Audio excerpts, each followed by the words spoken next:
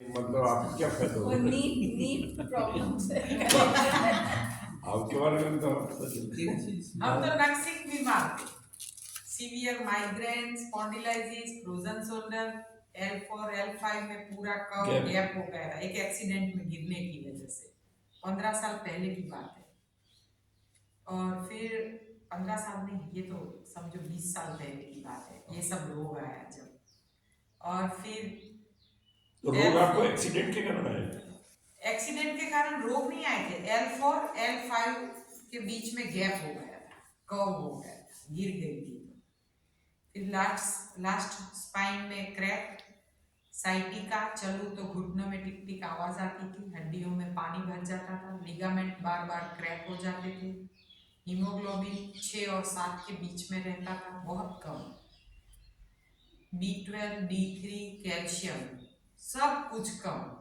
ये सब के सप्लीमेंट्स और उसके साथ में एमवे कंपनी के महंगे महंगे सप्लीमेंट्स, क्योंकि हम ये सोचते हैं ना कि जितना महंगा उतना अच्छा।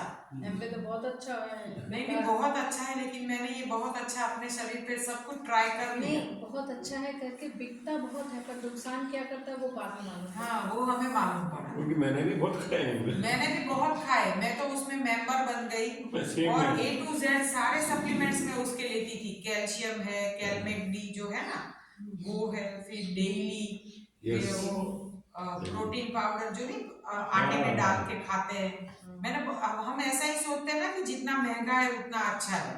मैं 45 kg की थी और उसमें से 85 तक चली गई 2 साल।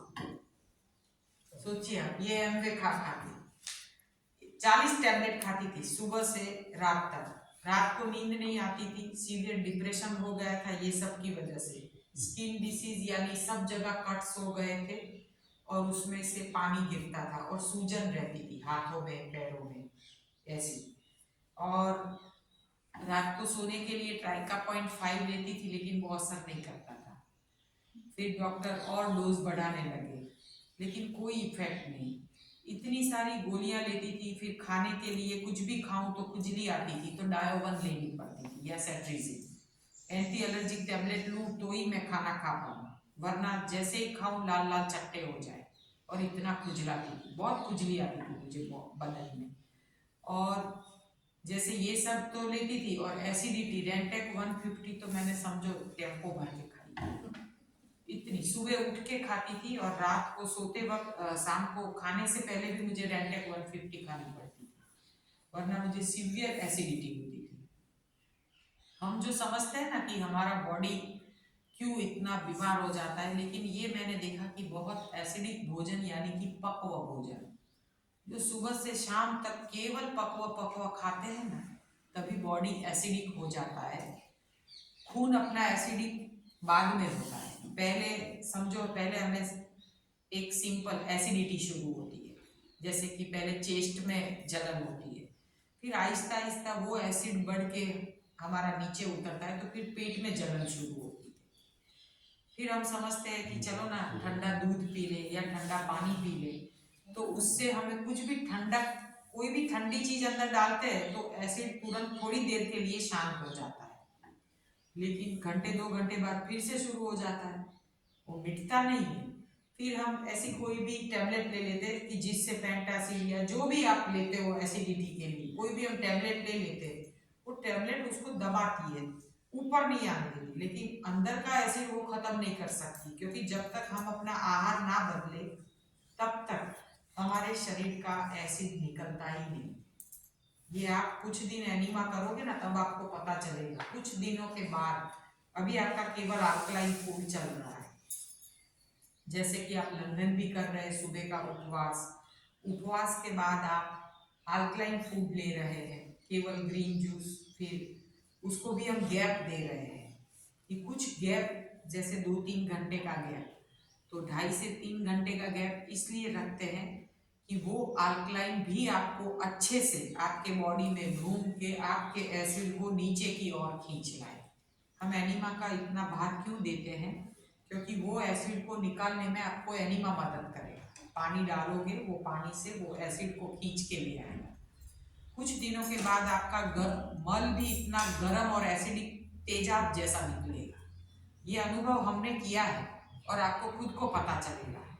लेकिन ये कुछ दिनों के बाद होगा। अभी तो आप खा पी के आए अपने घर से, खाया पिया निकालने में करीबन 3 दिन लगते हैं, 72 आवर्स।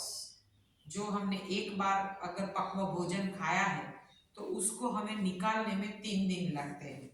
इसीलिए अभी पहले 3 दिन समझो आपको इतना नहीं लगेगा कि मुझ में से इतना कचरा निकल रहा है। 3 दिन के बाद जो शुरुआत होगी ये अल्कलाइन पूल से, वो आपको नजर में आएगी। अभी आपको क्या है, नजरअंदाज हो जाएगा कि नहीं इतना साफ नहीं होता है लेकिन इतना नहीं। लेकिन फिर आपको देखना कैसा अंदर से निकलता है, काला काला निकलेगा मन। इसीलिए अपने बॉडी को जब भी डिटॉक्स करना है, अल्कलाइन बनाना है, तब हमें 21 दिनों तक अगर हम कंप्लीट रॉ डाइट पे ये एक ही आहार पे चलेंगे तो आपको काफ़ी फायदा होगा। ज़्यादातर रोग 21 दिन में चले जाते हैं, लेकिन स्किन और कैंसर ये 2 डिसीज बहुत चिकने होते हैं, इनको निकलने में देर लगती है। इनके लिए हमें 3 से 4 मास चाहिए। चातुर्मास तक रॉ डाइट करते हैं, इसमें सारे रोग चले जाते हैं। ऐसा नहीं कि कोई रोग नहीं जाता, क्योंकि जन्म के बाद आए हुए हर रोग ये एनडीएस मिटा देता है। ऐसा गुरुजी भी कहते हैं और हमने अनुभव भी किया है। Can I ask, आपके गुरुजी ये चौहान जी आपके गुरुजी? हाँ, आयुर्वेदिक। पूज्य हाँ बीवी चौहान साहब हमारे गुरुजी है। उनको ये रॉ डाइट पे ये समझो 30 साल से वो रॉ डाइट कर रहे हैं। ये 31 ईयर उनका रनिंग है रॉ डाइट में, और 77 ईयर्स के हैं वो, बिल्कुल फिट है।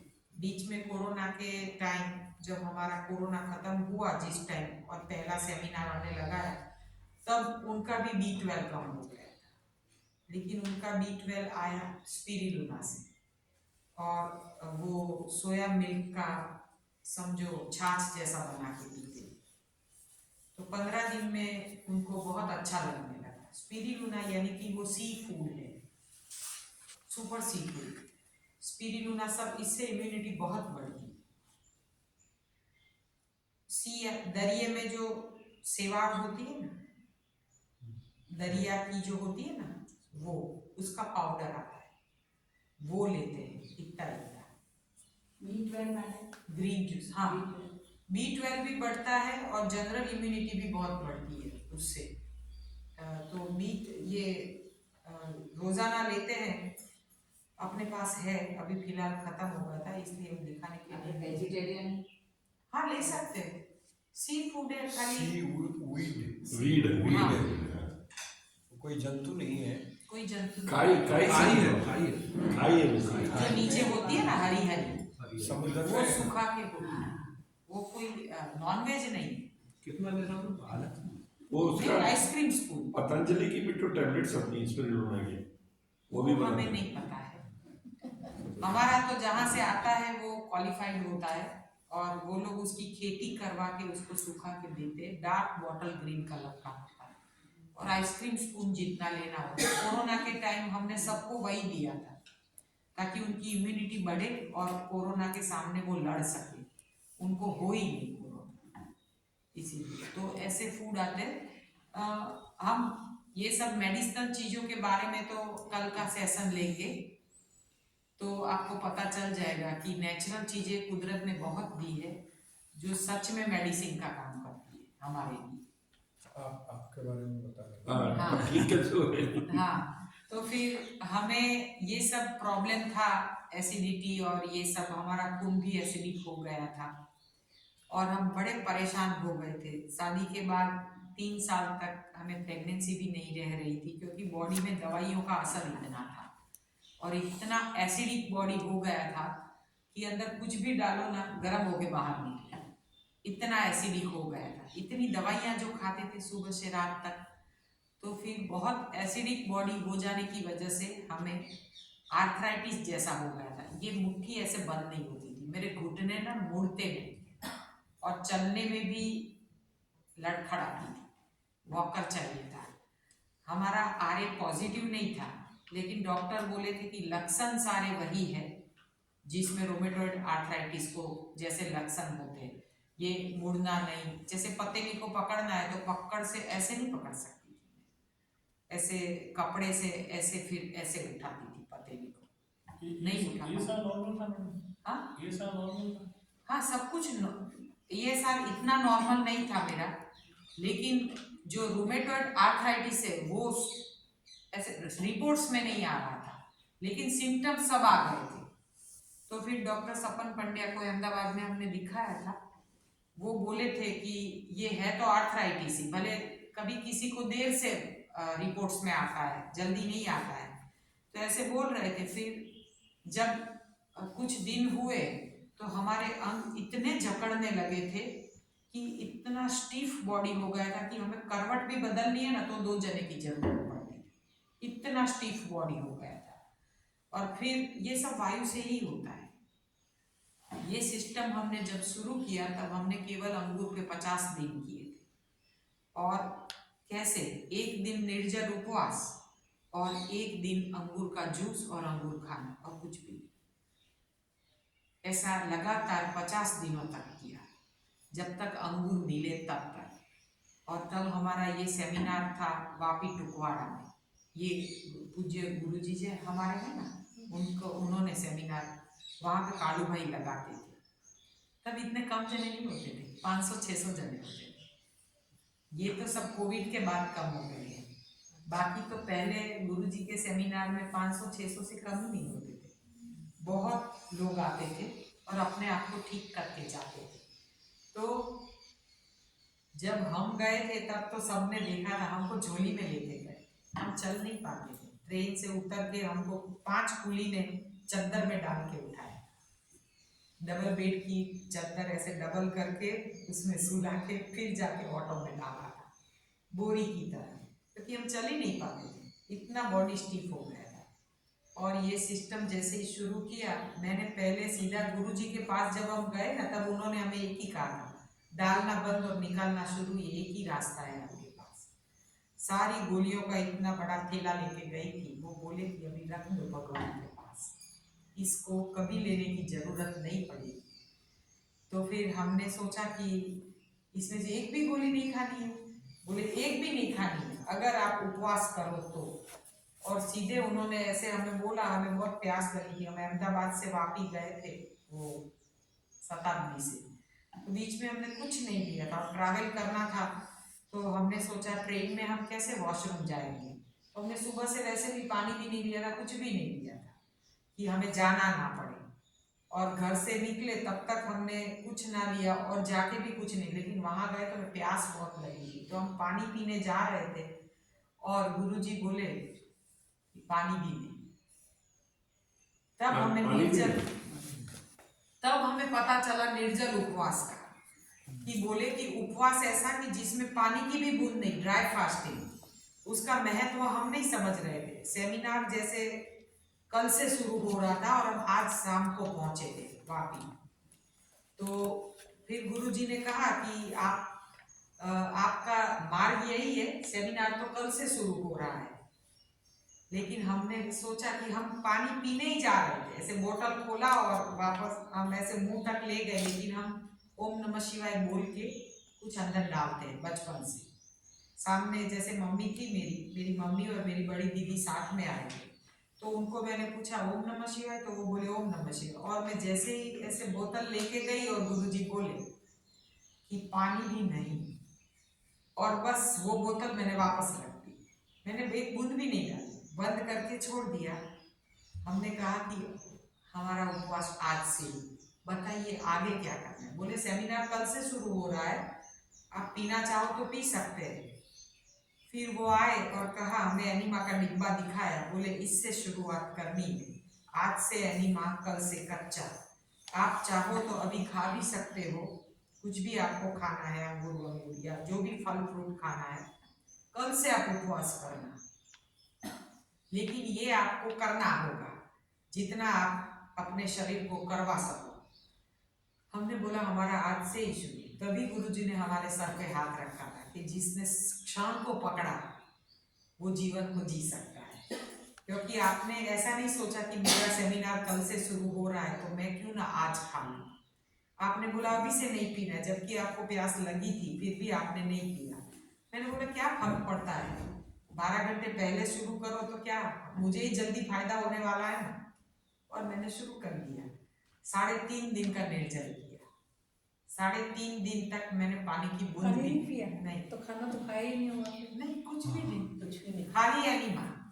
डिहाइड्रेशन नहीं होता है, एनिमा लेते हैं ना तो डिहाइड्रेशन नहीं होता है, क्योंकि आंतों को पानी मिल जाता है, कुछ नहीं होता है, ताकत उसी में है। और जो मैं वॉकर के साथ गई थी वहां पे, और मुझे सपोर्ट चाहिए था, मेरे 4 तो बेल्ट लगे हुए थे, इधर इधर और कमर में और घुटनों में, और जहाँ लिगामेंट मेरे क्रैक थे पैर में, तो वहां मुझे 4 पट्टे लगे हुए थे। उसमें से 2 पट्टे तो चौथे दिन खुल गए, ये और ये। उपवास से मैं दिन में 4 बार एनिमा करती, मैं एक ही काम करती। गुरुजी बोले कि आपको ना एक ही काम करना है, आपको बस डालना बंद और निकालना शुरू, यानी कि आप रूम में बैठ के लेक्चर सुनो, आने की जरूरत नहीं है, क्योंकि मैं बैठ नहीं पाती थी उस टाइम, ये आपकी तरह मैं बैठ नहीं पाती, मुझे ये तो बैठे है, मैं तो ऐसे लेट के ही रहती थी, और 500 जनों में मैं कहाँ लेटूं। तो फिर मैं सीधी गई, जब गुरुजी ने मुझे अपना रूम दे दिया था, वहां जगह नहीं थी रहने की, बगवाड़ा उदवाड़ा सब जगह पे लोगों को ठहराया था, क्योंकि इतने लोग थे तो देरासर में इतनी जगह नहीं थी रुकने की। तो गुरुजी बोले कि मैं पेड़ के नीचे मैं सो जाऊंगा, आप रूम में चले जाएंगे, और उन्होंने उनका रूम हमको दे दिया। और जब हम 3.5 दिन का निर्जल उपवास किए, तो चौथे दिन शाम को जब अंगूर का जूस निकला, तो गुरुजी एक गिलास लेके, आधा गिलास जूस लेके हमारे पास आए। उनको पता चल गया कि जब तक हम नहीं बोलेंगे ये नहीं छुएंगे, तो फिर वो हमारे पास आए और बोले कि आप प्रसाद लोगे? हमने बोला नहीं लेना है। बोले कब तक कर पाओगे? मैंने बोला आप जब तक बोलो। बोले मन तो आपका मजबूत है, ये हमने देख लिया, क्योंकि पहली बार आए हो फिर भी इतनी हिम्मत की है, और हमको कभी सुना भी नहीं है ना, मैंने कुछ पढ़ा था, लेकिन इतना आत्मविश्वास जरूर था। मेरे पति देव ने कहा था, मैंने 5 साल तक एलोपैथ, होम्योपैथ, आयुर्वेद, घरगथ्थू, नेचुरोपैथ सब कुछ किया था, लेकिन रिजल्ट नहीं था। मेरे पति देव ने कहा था ये आखिरी डेस्टिनेशन है, ये तू जा रही है नेचुरोपैथी में, उससे भी ऊपर है NDS यानी नेचुरल डाइट सिस्टम। ये जो भी गुरुजी बताते हैं उनकी बुक मैंने पढ़ी है, ये सबसे ऊपर है, उनका लॉजिक भी बिल्कुल सही है, मैंने उनकी बुक्स पढ़ी है, और मैंने कुछ नहीं पढ़ा। तो फिर उन्होंने मुझे भेज दिया, और मैंने उन पे विश्वास किया। मेरे पति देव ने बोला ये आखिरी डेस्टिनेशन है, तू जहाँ जा रही है वहां से तू ठीक होके ही आएगी, अब तुझे कोई दवाई की जरूरत नहीं पड़ेगी, लेकिन तू वही करना जो गुरुजी बोले, उसके ऊपर एक आपका माइंड आपको चलाना ही नहीं। हम बस इतना सुन के उनसे आए थे, और हमने उनका सुन लिया, गुरुजी ने बोला हमने पकड़ लिया। और फिर चौथे दिन शाम को गुरुजी बोले कि चलो आज इतना सा ले लो, इतना पीने में 10 से 15 मिनट करना है, इतना सा जूस। बोले ये 10 से 15 मिनट इसको चबा चबा के पीना है, घुमा घुमा के। फिर हमने बोला हम नहीं लेंगे तो चलेगा? बोले कोई बात नहीं अभी ले लो, कल इच्छा करें तो कल फिर से उपवास कर लेना। फिर हमने इतना सा जूस पिया 15 मिनट में, बूंद बूंद जैसे उतारा अंदर, घुमा घुमा, बहुत अच्छा लगा अंगूर का जूस पी के, क्योंकि चौथे दिन शाम को हमने पिया 3.5 दिन के बाद, बहुत अच्छा लगा। रोज रात को आनंद मेला होता है, तो वहाँ म्यूजिक बजता है, सब गरबा करते हैं, डांस करते हैं, मुझे बहुत शौक है गरबे का। और मैं तो पिछले कई सालों से बेड पे थी, तो ये तो सब मुश्किल था मेरे से, उठना ही मुश्किल था, चल ही नहीं पाती थी, वॉकर से चलती थी। सब लोग गरबा कर रहे थे और मेरा मन थिरकने लगा, और मैं खड़ी हो गई, चौथे दिन रात को जब गरबा कर रहे थे, आधा घंटा में गरबा। सोचिए आप कि जो मैं 4-5 साल से अंदर हिली भी नहीं थी, वो मैं खड़ी होके आधा घंटा गरबा खेली। फिर मैंने ही अपने आप से सवाल पूछा कि शक्ति किसमें है, भोजन में या उपवास में? तब पता चला कि ये उपवास और एनीमा क्या काम करता है।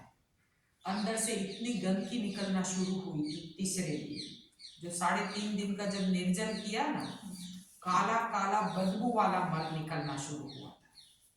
मैं खुद ना सह पाऊं, कुछ नहीं डाला था, फिर भी बाल्टी भर के मल निकला था। इतने सालों का जमा हुआ था। हाँ, तो जमा होता ही है, तभी तो इंसान बीमार है, वरना हम क्यों बीमार होते? कोई भी पशु आप देखते हो, जितनी बार चारा खाता है उतनी बार जाता है। तो ये मॉडर्न साइंस में वो पकड़ में नहीं आता क्या कि पेट में ये रखो, एक्सरे और नहीं आता है, ये कुदरत का करिश्मा है।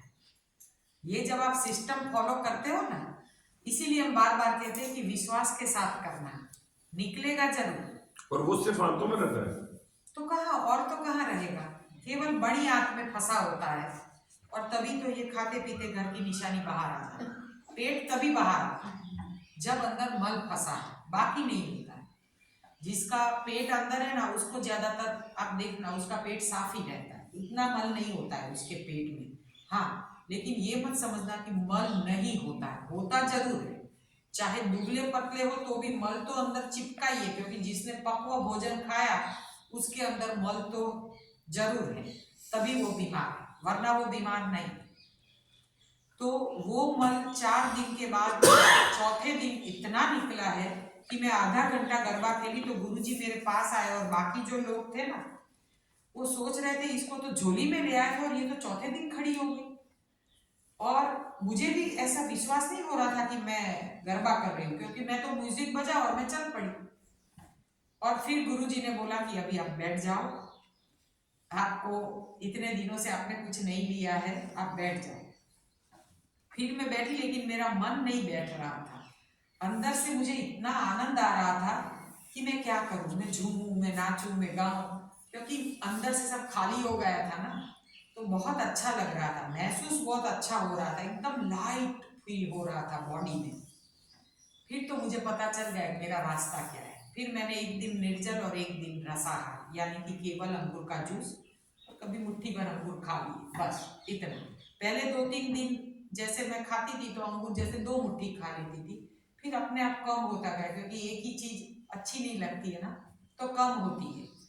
फिर 7वें दिन आनंद मेले में मैंने सत्यम शिवम सुंदरम का डांस कर दिया। वो बीच में सॉन्ग आया, और जो मैंने कॉलेज स्कूल लाइफ में किया था चैरिटी शो के लिए, वो मैंने कब कर दिया मुझे पता ही नहीं चला। और उसमें तो सेमी क्लासिकल है, यानी कि घुटनों से मुड़ना, जबकि मुझे डॉक्टर ने उस टाइम नी रिप्लेसमेंट कहा हुआ था। लेकिन समझो 7वें ही दिन मेरा ये डांस अपने आप हो गया। ये क्या है कि आपको अपने आप, जब शरीर आपको जब हेल्प करने लगेगा ना, ये आपको बाद में पता चलेगा। ये ऐसे ही नहीं होता है, ये सब सेमिनार में होता है, क्योंकि यहाँ पे हमें माहौल मिलता है। घर में हमें कितना काम रहता है, हम उपवास कैसे करें? सुबह से उठ के घर का करो, लोगों का करो, फिर हम थक जाते, फिर हमारा शरीर कुछ मांगता है। उपवास करना यानी साथ में आराम भी चाहिए, तो ही हम उपवास कर पाते हैं। उपवास, आराम और एनिमा, ये 3 ब्रह्मास्त्र है। जब कोई भी रोग, और रोग को निकलने में ज्यादा दिन नहीं लगते, 4 से 5 दिन मैक्सिमम, लेकिन हमेशा के लिए हटाना है, उसके लिए हमें चातुर्मास करने पड़ते हैं, क्योंकि खून में से रोग को निकालना है। कैंसर भी मिट जाता है। चातुर्मास क्या मतलब? उसका मतलब 4.5 महीने 4.5 रॉ डाइट, फिर एक टाइम भोजन। जीवन भर के लिए हमें रॉ डाइट नहीं करना है, लेकिन एक टाइम रॉ और एक टाइम पकवा। अगर आपको सुबह से लेके आप उठ के शुरू कर देते हो जूस पीना, फल खाना, जैसे सैलेड खाना, और दोपहर को फिर आप रोटी सब्जी ले लेते हो, और शाम को फिर से आप कुछ पकवा ले लेते हो, तो इसमें कुछ फायदा नहीं होने वाला है, क्योंकि भगवान शिव ने एक ही टाइम खाने को कहा है। तो 40 के बाद भोजन एक ही टाइम करते हैं, लेकिन निरोग व्यक्ति। रोगी है उनको कुछ टाइम के लिए भोजन को त्यागना होता है। हमें ऋषि मुनि की तरह भोजन लेना होता है, तो ही हमारे रोग जाते हैं। हम भोगी है इसीलिए हम रोगी हैं। और रोग मिट जाएगा जब आप निरोग हो जाओगे, आप योगी हो जाओगे। फिर आपको एक टाइम भोजन की छूट है जो भगवान ने दी। 40 के बाद एक टाइम भोजन करते हैं तो कुछ नहीं होता है। हम खुद घर पे अभी करते हैं एक टाइम भोजन, मना नहीं करते हैं, लेकिन हम ज्यादातर सेमिनार में बाहर रहते हैं तो हमारा भोजन होता ही नहीं। जब घर पे जाते हैं तो खाते हैं। और हफ्ते में एक बार, हफ्ते में उपवास करना नहीं होता है, अपने आप हो जाता है। जैसे आ जाए, हमें अभी तक कुछ लेने की जरूरत ही महसूस नहीं हुई, अभी अंदर से भूख ही नहीं लग रही है कि मैं खाऊं। ऐसे शरीर अपने आप आदेश दे देता है कि आज नहीं खाना है, तो नहीं खाते। और जब लगता है कि हमें कुछ चाहिए तो उपवास के बाद तुरंत रोटी सब्जी नहीं खाते, वो भारी होता है। उपवास के बाद हमेशा पहले लिक्विड या जूसी फल लें। अगर लिक्विड पॉसिबल नहीं है उस टाइम, नींबू पानी कुछ भी पॉसिबल नहीं है, तो रसीली चीज कोई भी ले लो, जिसको काटते हुए, जिसको हाथ में पकड़ते ही जिसका रस निकलता है वो चीज ले लो तो चलता है। लेकिन सीधे हम क्या करते हैं, उपवास तोड़ के सीधा खाते हैं। जैसे सुबह का फास्टिंग किया और ड्राई फ्रूट खाया तो खत्म, तो रोग नहीं हटेगा। क्योंकि ड्राई फ्रूट ड्राई है, उसको आप पेस्ट बनाओ, हल्का सा पानी डाल के मिक्सी में आप पेस्ट बनाओ, फिर उसको कटोरी में निकालो, घंटे 2 घंटे में वो सूख जाएगा। फिर क्या होगा, जब वो सूखेगा तो जो कटोरी होती है उसमें से आप यूं ड्राई फ्रूट नहीं निकाल पाओगे, वो सूख गया, वो पेस्ट बनता है, वो सूख जाता है, अपने हाथों में जाके भी वो सूख जाता है।